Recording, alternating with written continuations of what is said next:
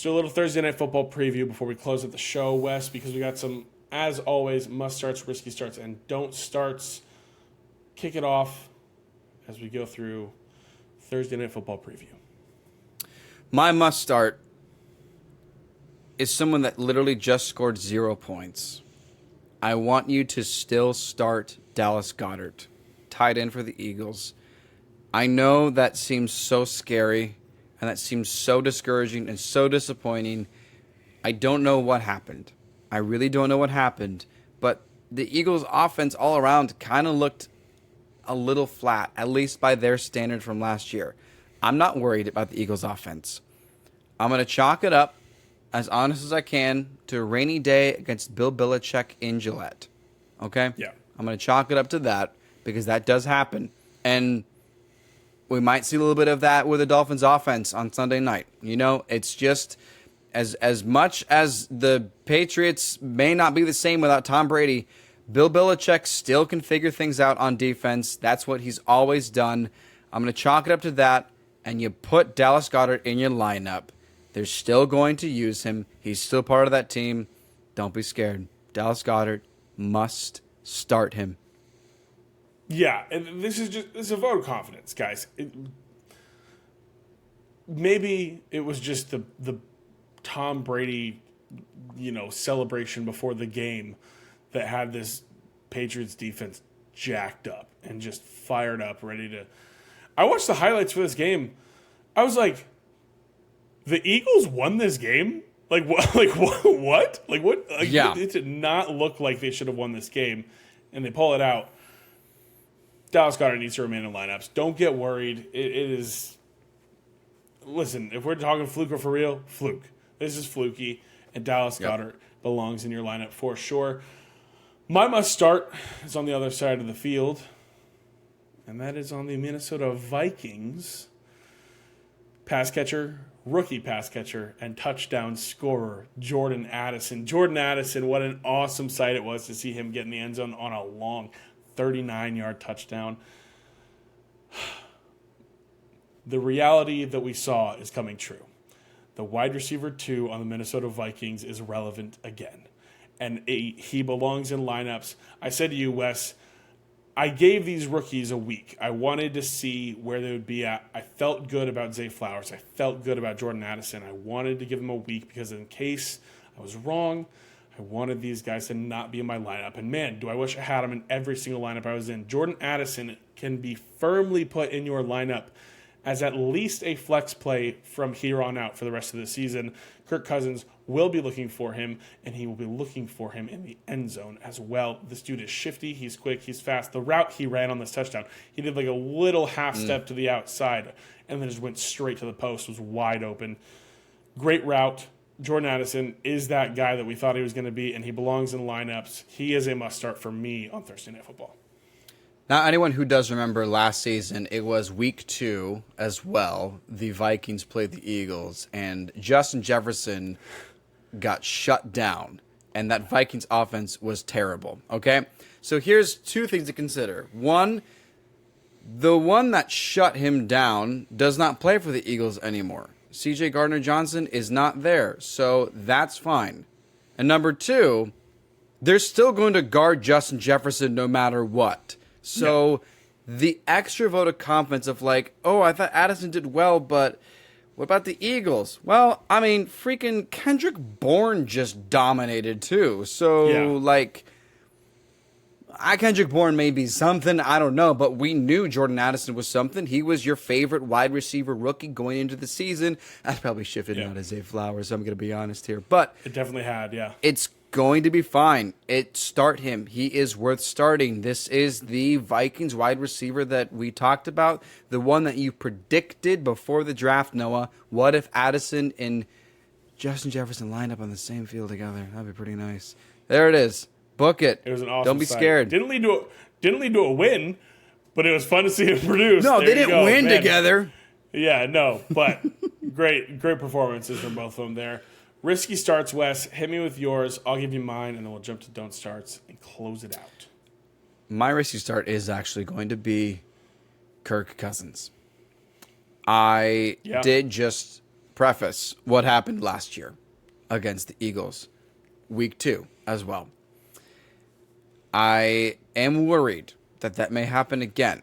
And what he did last year is he got 221 yards, 1 touchdown, 3 interceptions. And he finished with a whopping 8.84 points.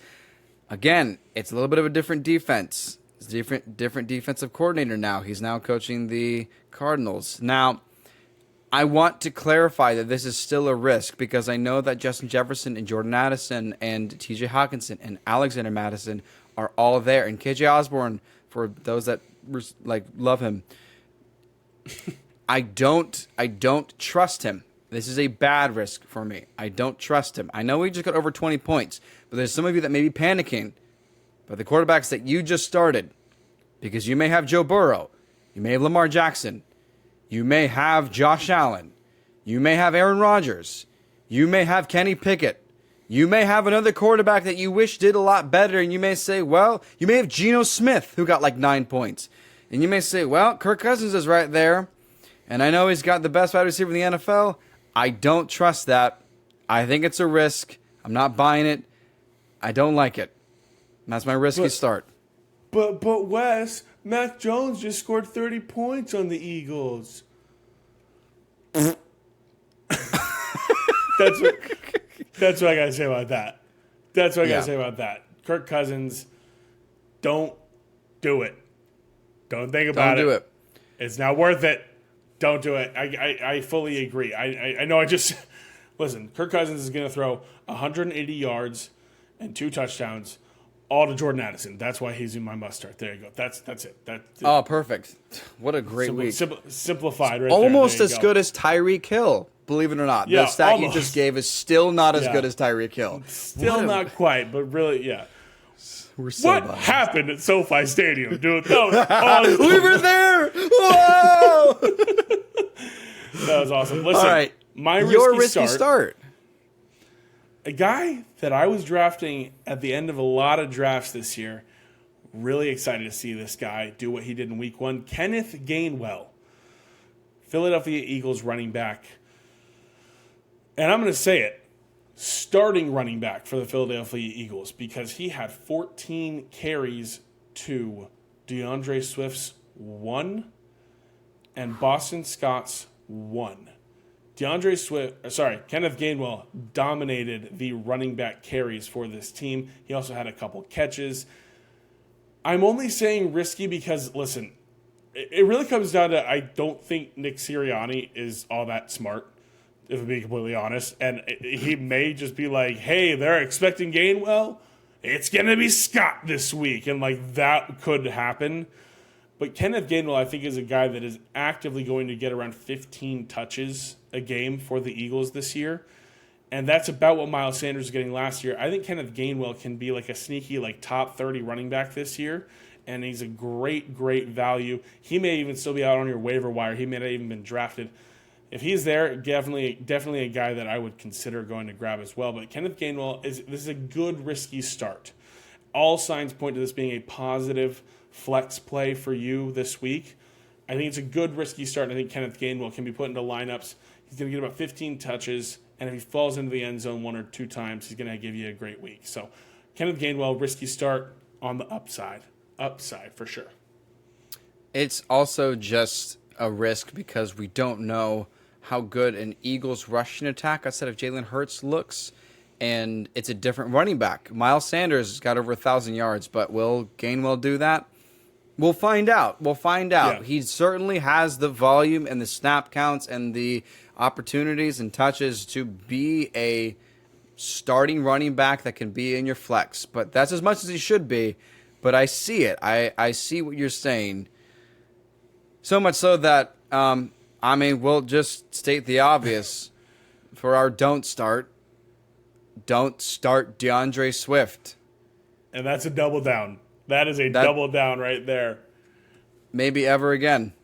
Maybe ever again. We were talking about it today, and I said I feel bad that we're just ragging on DeAndre Swift at this point. And he's come up so many times just negatively on this show in a span of 3 weeks. Yeah. You see why. He got one carry. He's not...